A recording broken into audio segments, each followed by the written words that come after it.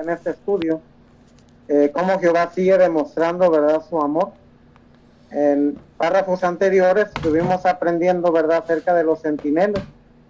¿Qué era lo que hacían ellos, verdad? Estuvimos viendo que protegían precisamente a la ciudad de cualquier peligro, pero también, ¿verdad?, daban advertencia. Esto permitía, ¿verdad?, que entonces las personas pues se mantuvieran a salvo, ¿verdad?, que salvaran su vida. Hoy vamos a seguir aprendiendo precisamente acerca de ese amor, ¿verdad?, que Jehová sigue mostrando. ¿Cómo demostró Jehová ese amor leal? Bueno, vamos a seguir aprendiendo el día de hoy y queremos, ¿verdad, hermanos, pedirles que pues hagan sus comentarios, ¿verdad, hermanos? Este estudio precisamente es para ustedes. Pues bien, hermanos, vamos a comenzar entonces con nuestro estudio y le vamos a pedir a nuestro hermano David, ¿verdad?, que comience con el párrafo 9. El amor. Jehová demostró amor leal al enviar centinelas no solo para advertir a los justos, sino también a los malvados, esos que habían herido sus sentimientos y manchado su reputación. Es increíble. Los israelitas eran el pueblo de Jehová. Todo el mundo lo sabía, pero una y otra vez le daban la espalda a su Dios y se entregaban a dioses falsos. Jehová expresó el profundo dolor que le produjo esa traición comparando a Israel con una esposa adúltera. Con todo y eso, Jehová no los dio enseguida por perdidos. Buscó la reconciliación, no la venganza. Desenvainó la espada como último recurso, no fue su primera opción. ¿Por qué? Él mismo le dijo a Ezequiel: no me causa ningún placer la muerte del malvado, pero sí me causa placer que alguien malvado cambie de rumbo y siga vivo. Eso es lo que Jehová pensaba en ese entonces y eso es lo que piensa hoy. Pues bien, hermanos, vamos a hacer entonces la primera pregunta. ¿Cómo demostró Jehová amor leal? A ver, vamos a escuchar a Daniela. Pues lo demostró al enviar centinelas que advirtieran tanto a justos como a malvados, a pesar de pues todo lo malo que habían hecho y que habían pues manchado la reputación de Jehová. Y lo demostró con las palabras que dijo Ezequiel entre Ezequiel 33:11, porque ahí él dijo que no le causaba ningún placer la muerte del malvado. Por eso, pues enviar a centinelas que los advirtieran era una gran muestra de amor leal. Así es, muchas gracias. Entonces, pues ahí está, hermanos, ¿verdad? Ahora, una pregunta adicional. ¿Jehová será que ya los daba por perdidos a ellos, a pesar de, ¿verdad?, de que muchos desobedecieron?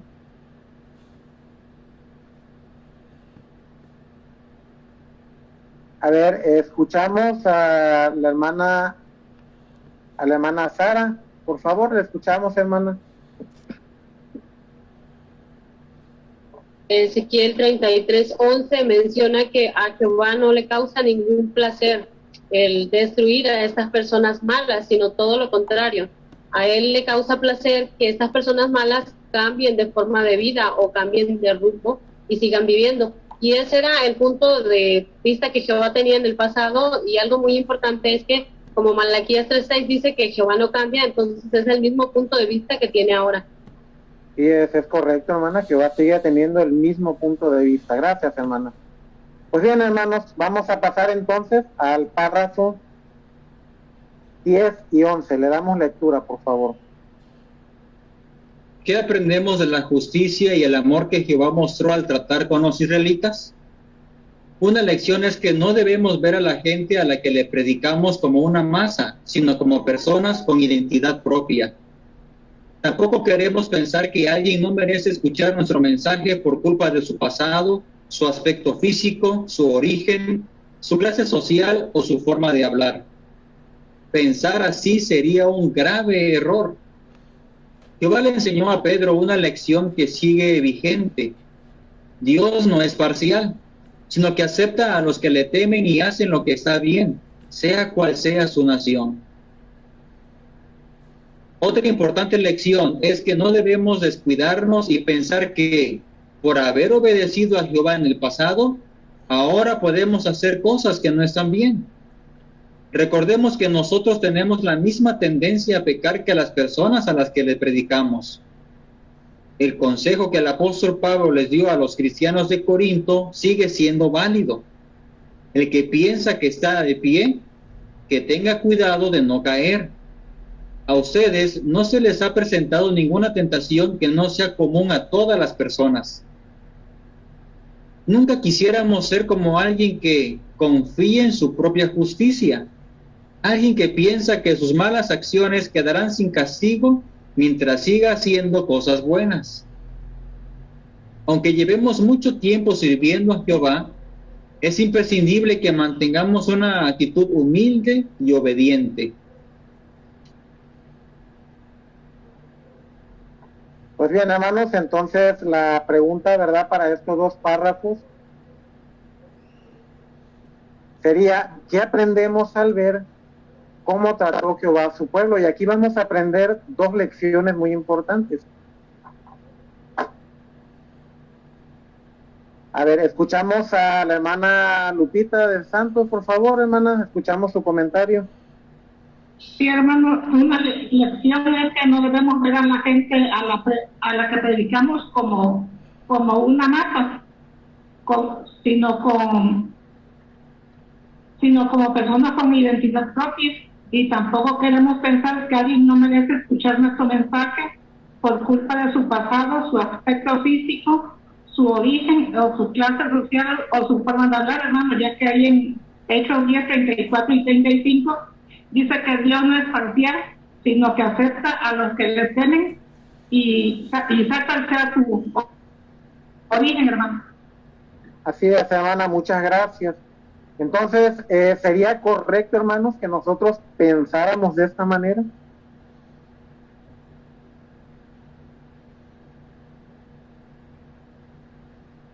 Hermana Margarita, por favor, hermana. No sería correcto porque como siervos de Jehová tenemos que reflejar las cualidades que Jehová ha mostrado a la humanidad, y en este caso a los israelitas, ¿verdad? Él fue compasivo, les mostró amor a pesar de que le habían dado la espalda vez tras vez. Entonces nosotros no debemos etiquetar a las personas, ¿verdad?, sino mostrar compasión y darles el mensaje. Así es, hermana. Muchas gracias. Pues bien, ¿qué aprendemos o qué podemos comentar, verdad, del recuadro?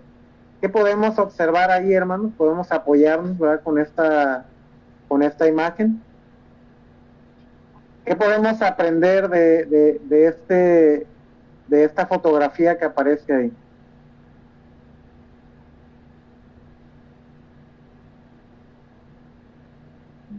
A ver, escuchamos a la hermana Yeudi, por favor. Hermana, le escuchamos su comentario. Gracias, hermano. Sí, la imagen podemos ver a un hermano dando un curso de la Biblia, pero es en la cárcel, ¿verdad? Entonces, pues no sabemos qué pudo haber hecho que este señor esté en la cárcel, pero como estamos aprendiendo, nosotros debemos ser como Jehová, seguir el ejemplo de Jehová, ¿verdad? Ser imparciales y pues predicarle a todas las personas. Esto es lo que pues yo aprendo. Sí, hermana, muchas gracias, ¿verdad? Eso quiere decir entonces que alguien pudiera quizás estar haciendo algo malo, pero aceptó el mensaje de Jehová, y esto cambia, ¿verdad?, totalmente, ¿verdad?, su manera de pensar y su manera de ser, ¿verdad? Ahora, del párrafo 11 también aprendemos otra lección muy importante también.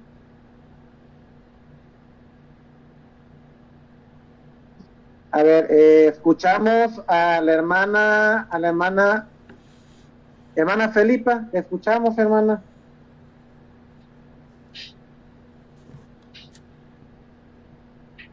Sí, otra importante lección es que no debemos descuidarnos y pensar que porque hemos obedecido a Jehová en el pasado, ahora podemos hacer cosas que no están bien. Y también debemos recordar que nosotros tenemos la misma tendencia a pecar que las personas a las que le predicamos. Por eso el consejo que dio el apóstol Pablo, que el que piense que esté de pie, que se cuide de no caer. Así es, hermana, muchas gracias. Y fíjense, hermano, algo muy importante. Quizás en el pasado, ¿verdad?, llegamos a cometer algo que no estuvo bien ante la vista de Jehová, pero ahora estamos dentro del pueblo de Jehová.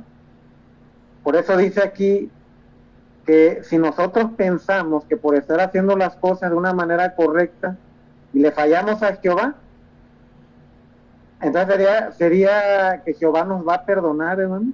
¿Ustedes qué opinan?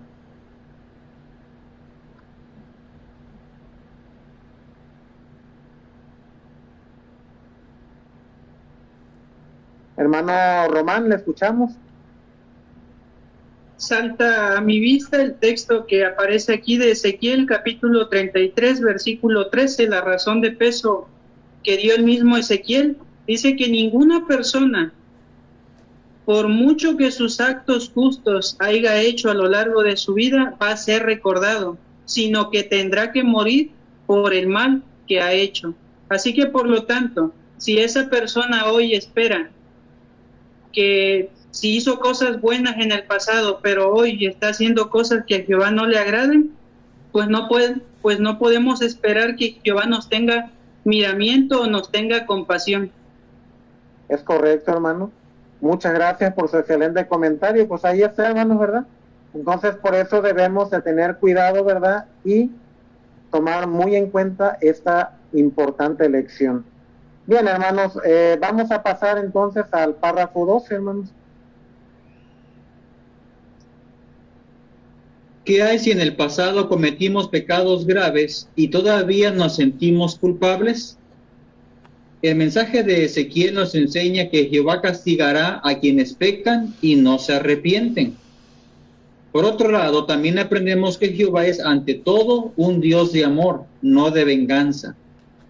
Si nuestras acciones demuestran que de veras estamos arrepentidos, jamás debemos pensar que nuestros pecados son demasiado grandes para que Dios nos perdone.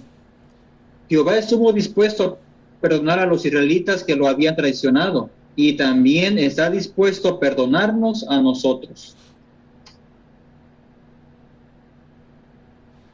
Pues bien, hermanos, entonces la pregunta sería, si cometimos pecados graves en el pasado, ¿qué debemos tener presente? A ver, de la familia Cortés, tiene su mano levantada. ¿Quién desea comentar, hermanos? Sí, hermano, soy yo. El mensaje de Ezequiel nos enseña que Jehová no castigará a quienes pecan y no se arrepienten, ya que si nuestras acciones demuestran que de veras estamos arrepentidos, jamás deberíamos pensar que nuestros pecados son demasiado grandes para Jehová. Así como Él pudo perdonar a los israelitas, también está dispuesto a perdonarnos a nosotros. Así es, hermana, muchas gracias por su comentario.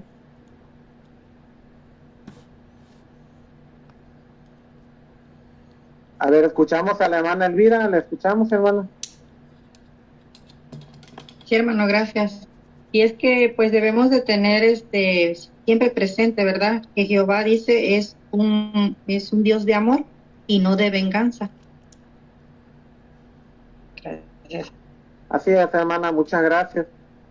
Fíjense, algo que yo recuerdo mucho de la asamblea, es un punto de un video, ¿verdad?, que pasaron ahí, que decía al estudiante que la regla número o la que teníamos que tener presente era que primero deberíamos perdonarnos nosotros, ¿verdad? No sé si recuerdan ustedes ese video, para que de esta manera, ¿verdad?, no nos sientamos culpables. Tenemos que perdonarnos nosotros mismos, ¿verdad?, para no pensar que Jehová pues no puede, ¿verdad?, perdonarnos. Pues bien, hermanos, vamos entonces a pasar al subtema, háblales a los hijos de tu pueblo. Párrafo 13 y 14. Ezequiel 33, 2 y 3 dice: Hijo del hombre, háblales a los hijos de tu pueblo y diles: supongamos que mando una espada contra un país y toda la gente de ese país elige a un hombre y lo hace su centinela, y éste ve venir la espada contra el país, toca el cuerno y avisa a la gente. ¿Qué tipo de mensaje tenía que anunciar los centinelas de Jehová? Una parte importante de su trabajo consistía en proclamar advertencias, pero también daban buenas noticias. Veamos algunos ejemplos. Isaías, que fue profeta alrededor de los años 778 a 732 antes de nuestra era, le advirtió al pueblo que los babilonios conquistarían Jerusalén y se llevarían a sus habitantes al exilio. Pero también escribió por inspiración: escucha, tus vigilantes levantan la voz, gritan con alegría todos a la vez, porque cuando Jehová reúna de vuelta a Sión, ellos lo verán claramente. Isaías anunció la mejor de las noticias: la adoración verdadera sería restaurada. Pues bien, hermanos, la pregunta sería, ¿qué tipo de mensaje tenían que anunciar los centinelas?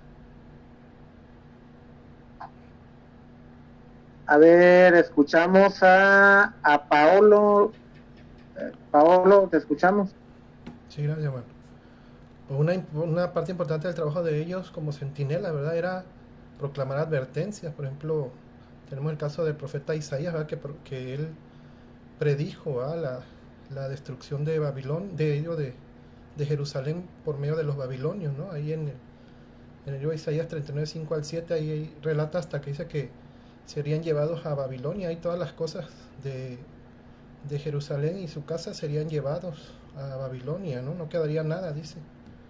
Y pues ahí también habla acerca de los vigilantes, ¿verdad?, que se refiere a los centinelas, ¿verdad?, los que estaban apostados. Dice que ellos también levantarían la voz y gritarían con alegría, ¿no?, proclamando también la vuelta de ellos a su tierra, ¿verdad? Entonces, tanto daban noticias de advertencia como también daban buenas noticias, ¿verdad?, ellos, los centinelas. Pues bien, Pablo, te agradecemos. Ahora nos diste la otra respuesta. Muy bien, muchas gracias por tu comentario, ¿verdad? Te agradecemos. A ver, escuchamos a la hermana Dulce. María de Ortega.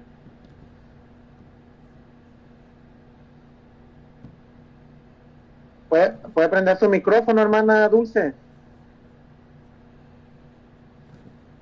Sí, hermano, también lo que nos menciona Isaías 52:8 dice que escucha, tus vigilantes levanten la voz, griten con alegría todos a la vez, porque cuando Jehová reúna de vuelta a Sión, ellos lo verán claramente. Esto es lo que anunció Isaías, la mejor de las noticias, la adoración verdadera sería restaurada. Gracias, hermano. Gracias, hermana Dulce, por su comentario. Pues bien, hermanos, vamos entonces a pasar al párrafo 15, le damos lectura. A Jeremías, que fue profeta entre los años 647 y 580 antes de nuestra era, lo tacharon injustamente de pájaro de mal agüero, que solo daba malas noticias. Obviamente, él hizo una labor extraordinaria al advertir a los israelitas malvados de las calamidades que Jehová les iba a mandar. Pero él también dio buenas noticias. Predijo que el pueblo de Dios regresaría a su tierra y que la adoración pura sería restaurada allí. La pregunta para este párrafo, hermanos, es ¿qué mensajes anunció Jeremías? ¿Cuáles fueron estos mensajes? A ver, escuchamos a la hermana Cintia. Sí, a pesar de que a él lo tacharon injustamente de pájaro de mal agüero, dice que él advirtió a los israelitas de las calamidades que les iba a mandar Jehová, pero dice que también predijo que el pueblo de Dios regresaría a su tierra y que la adoración pura iba a ser restaurada. Así es, muchas gracias, hermana, por su comentario. Voy a comentar el último.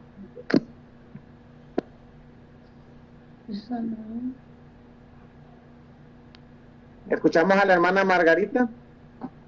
Sí, debió haber sido este mensaje incómodo para los malvados, porque, por ejemplo, en el asterisco explica que la palabra calamidad aparece unas 60 veces en el libro de Jeremías, pero sin embargo, pues Jeremías tenía que cumplir con su labor de profeta y de centinela, porque Jehová siempre, ¿verdad?, antes de efectuar algo, avisa. Así es, hermana, es correcto, ¿verdad? Pues muchas gracias también por su comentario. Pues bien, hermanos, pasamos entonces al párrafo 16. ¿Cómo ayudar a los judíos cautivos en la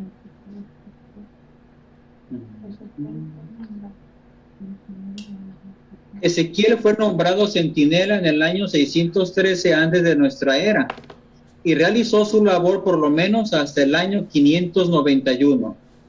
Los capítulos 5 y 6 de este libro explican que Ezequiel advirtió con empeño al pueblo de Israel sobre la destrucción que les caería encima. Así, él no tendría que pagar por la sangre que se iba a derramar, por las vidas que se perderían. Ahora bien, él no solo les avisó a los judíos cautivos en Babilonia que Jehová castigaría a los apóstatas de Jerusalén. Su mensaje también los ayudó a mantenerse espiritualmente despiertos y preparados para todo lo que habría que hacer.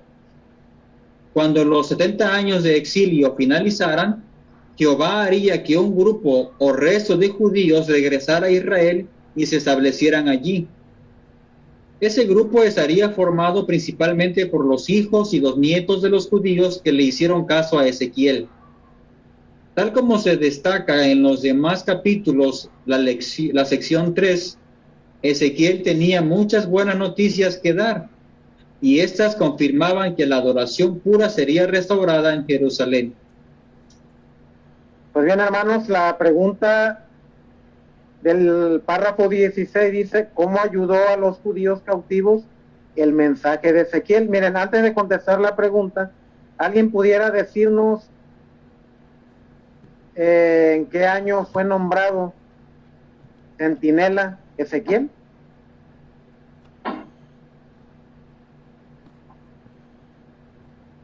A ver, aquí tenemos la oportunidad para los niños. A ver, podemos escuchar a Fernandita.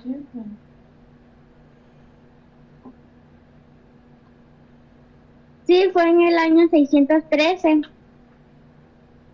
antes de nuestra era. Así es, Fernandita. ¿Y por cuánto tiempo realizó su labor? ¿Hasta cuándo dice ahí?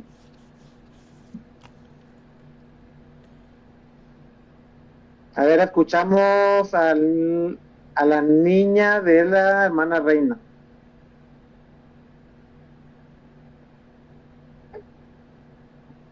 Hasta 591. Así es, muchas gracias. Bien, ahora sí hacemos la pregunta. ¿Cómo ayudó a los judíos cautivos el mensaje de Ezequiel? A ver, vamos a escuchar.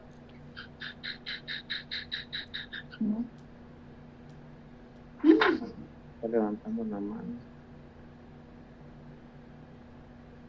A ver, vamos a escuchar de la familia Cortés, no sé quién está alzando la mano. Bueno, su mensaje también de Ezequiel los ayudó a mantenerse espiritualmente despiertos y preparados para todo lo que habría que hacer.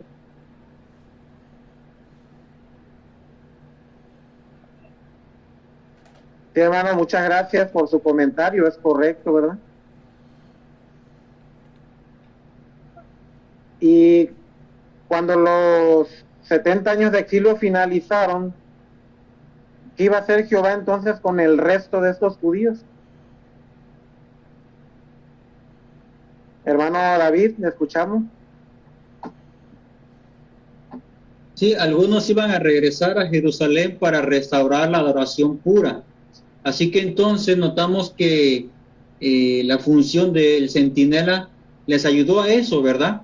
No solamente de advertencia, sino también a que ellos estuvieran despiertos, alerta, activos en el servicio a Jehová, porque iba a llegar el momento en que iban a regresar. Así que esa labor de centinela era sumamente importante también. Así es, hermano, muchas gracias. Y hermanos, en la actualidad, ¿quién cumple esa función?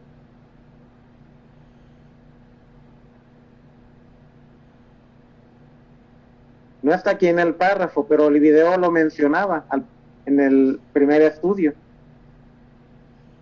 ¿Quién cumple esa función de centinela ahora en nuestros tiempos? A ver, escuchamos a la hermana Marlene. Sí, hermano, pues nosotros como testigos de Jehová al predicar estamos cumpliendo con esta función como lo hizo Ezequiel en el pasado.